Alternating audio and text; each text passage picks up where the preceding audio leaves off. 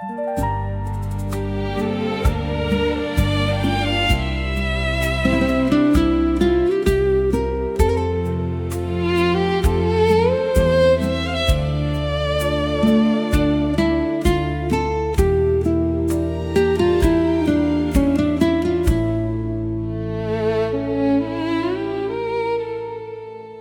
ះភ័ក្ត្រទ្រង់ញញឹមដោយក្តីសង្ឃឹមបនដាំចុង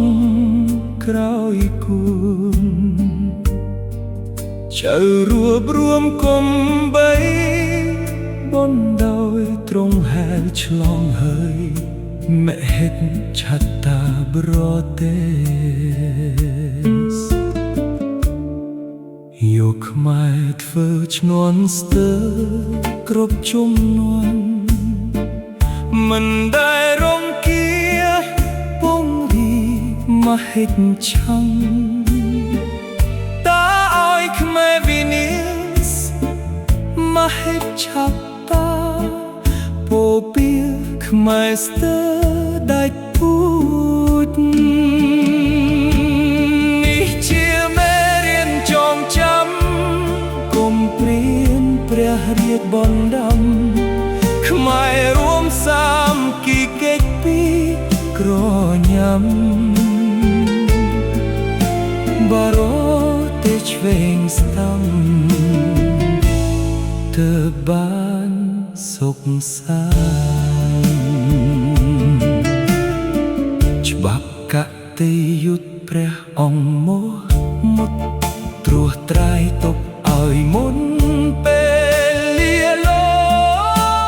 ទ្រង់មិនកន្តៃបារំអត់ស្បែកខ្លាចខ្មែរបែកបាក់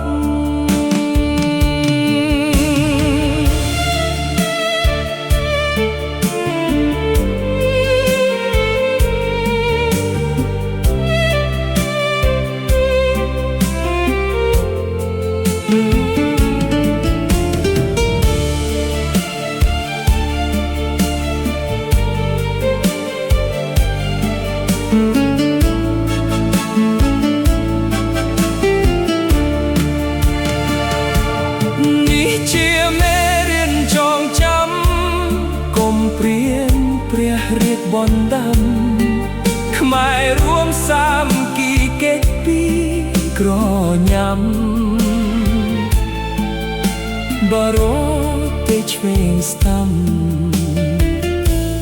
ទើបបានសុខសាន្តច្បាប់កតេយុត្តព្រះអង្គមុតត្រួសត្រាយទុកឲ្យមុនពេលលាលោទ្រង់